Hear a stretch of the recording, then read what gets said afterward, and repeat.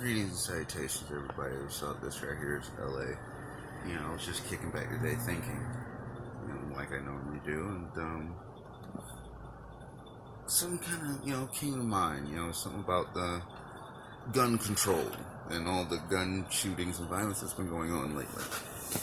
You know, and I realize it's a very touchy subject. In fact, I just reposted something I just seen from another friend of mine from Facebook on there, where it was stating if Caitlyn Jenner can keep his penis and still be called a woman, will be called a woman, because he was a man before, in case you didn't know. Why can't we keep our guns and say we're disarmed? Because we're not really armed unless it's in our hands. So I was sitting back thinking about that, and thinking about what our Constitution says. Now, I know a lot of you guys think it's just a piece of paper, and know that our government knows and even abide by it, and sometimes uses it as a tool to take freedoms away from us. But we're just going to focus on that article where it says Americans have the right to bear arms. That means you're able to protect your family, your property, and your persons. So if you're able to protect your family, your property, and your persons, where in there does it say that you have a right to take people's guns away? Now, I know what a lot of you guys are thinking. Well, guns cause problems. People are out there shooting crazy people, shooting people, this. And then there's the other ones that say, yeah, guns need to be taken away. Some kind of control mechanism needs to be put on there. And honestly, I kind of agree with both of you. You're both right. Now, you keep hearing this stuff from two separate parties. Now, if you guys remember my video a couple of days ago, these are the same people. They all work for the same people. It does not make a difference. So, when saying that, look at it this way, people. It's another aspect of divide and conquer. That's all it is. You know something? Like I was saying before, we vote these people in. We vote these motherfuckers in there, and now they're going to go away and take away shit that has nothing really to do with everybody, the whole populace as a whole. And don't get me wrong, there's crazy people out there that should not have guns.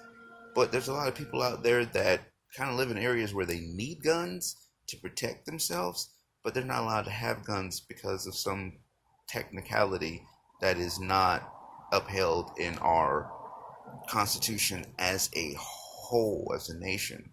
You know what I'm saying? So, in thinking about that, so I want you guys to really think about this. Why are you guys kind of obeying it? I know a lot of you guys don't, but why don't we kind of like challenge that on like a public basis? Because let's be honest, right now in our country, you don't get allowed to have a gun if you're a convicted felon. Okay, in certain states, as soon as you've done your time, you can get that right back. Or if you're in a state like mine, where at one point in time they had that and then they took it away, and now you got to petition to the clemency board, which really don't do anything because we don't have a clemency board or a probation board or a parole board here in Florida. So it doesn't really make a whole lot of sense. So you don't know when your paperwork is getting seen. But my thing is, the point I'm trying to make is, if you do a really good look at these individuals that are doing these shootings at, at the Sandy Hook school, at the other school not too long ago, or at the, or at the movie theaters and so forth, you notice none of these people are convicted felons. Not one of them. No way. And so it kind of makes me wonder, why are convicted felons not allowed to have, their rights to protect themselves, their family, their persons? Because you're a convicted felon, you're no longer allowed to have the right to protect yourself, to stand up for yourself. Basically, it's telling you you don't have any rights. Yeah, and as American, we all have rights. You can't take them away from us. But on the flip side of the token, and I'm not trying to make everyone look bad who has never committed a felon, but let's be honest, these people that are doing all these shootings are these people that, they're not convicted felons. They've never been in trouble. They always been quiet, stuck to themselves and whatnot.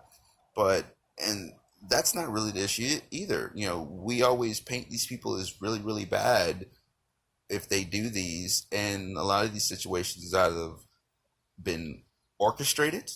Yeah, honestly, it's been orchestrated, or this person was already going through something and he was crying out for help and no one ever listened to him. So it's always a mixed bag. So I think what we really need to do in the whole gun situation is everyone should be on a clean slate and be able to own a gun, but maybe you should take certain tests to make sure you're mentally capable enough to be, using a gun, are you mentally stable? And even to that degree, I don't even think that's really fair, because that's a good way for, people to get alienated, and it's really not their fault. So, I don't really have all the solutions. I don't have the solutions. Maybe some of you guys have the solutions out there.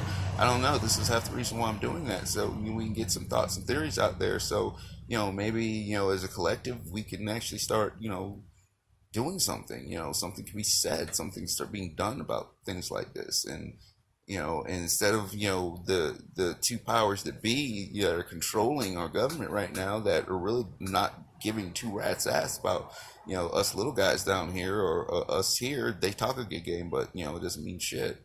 But instead of letting them, run the show, why don't we start, taking the show back? It's not as hard as it seems. The only reason I'm saying it, because I know some people are saying, well, LA, you're saying all this, but what are you doing? Well, I'm going to put on a video talking to you guys about it. Yeah, one person can do it. Yeah, one person can start a whole wave of a lot of things, but, it takes, other people to grasp this idea and grasp this concept to understand that, hey, a lot of decisions are being made, but no one's asking us one fucking thing about it. They're not. We go out and we do protests and we get on Facebook and we say things like that. And don't get me wrong, that helps. But how about we all together as a people get under one collective little banner, sit down and come together and think of something and actually be able to bring this up to the higher ups, or maybe get media attention. I don't know, or more people start voicing it on Facebook to the point it's video galore of talking about issues that we're being left in the dark about, that decisions being made that we are not aware of. You're public officials, but yet you're hiding so many things in the closet about our lives, our well-beings, our living conditions, how we should live our lives, who we should love, who we should be, how we should really act. How can you dictate those things? So how can you dictate the whole, who can carry a gun and who can't? And I'm not saying any of this to justify guns or talk against guns. And to anyone out there that's listening to this that is, think I'm talking up for, killers or anyone like that, shut up, that's been doing these horrible things, because no one should go around just murdering innocent people if, for no reason, because it's not right in any kind of way, shape, or form. So I'm not justifying any of those actions. My heart bleeds for all those families, those children, those brothers and sisters, and mothers and fathers that have lost, loved ones, and the only thing they have is pictures and memories and that heartache in their heart, and they're looking for vengeance, they're looking for anger, they're looking to get revenge, and they're right, they're justified in that. Can't tell them they're wrong in any kind of way, shape, or form or aspect, because I'd be dead wrong. You want that, and it's not wrong for you to want that, but I just say, why you're feeling that way, you to take that, all that anger and that frustration that was just in your right to feel. And it doesn't matter who it is, whether you had family in that incident or you didn't, you just feel strongly about it. Look at it this way: you just take that anger and you take it out on that one individual for what he did, for his actions. You don't take it out on everyone else, because it's not fair to everyone else. You got to start doing this stuff on an individual basis, because each one of us is different. Each one of us is, thinks differently, act differently, respond differently to things. And we're not robots, we're not programmed.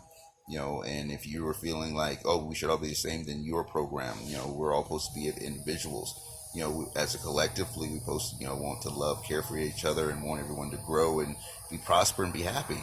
But besides those marks, how we look, how we act, how we respond to things, how we, sing and dance and what we music we like and how we dress. It's all different, and how we think is definitely a major thing in that, and that's something we don't really address in society today, because we think everyone's supposed to think and act just one way, like you're supposed to be separated in, like, only so many categories, and you can't separate people in categories. You're putting them in a box, and we all know how LA feel about boxes, and a lot of you guys should really feel about boxes that way too.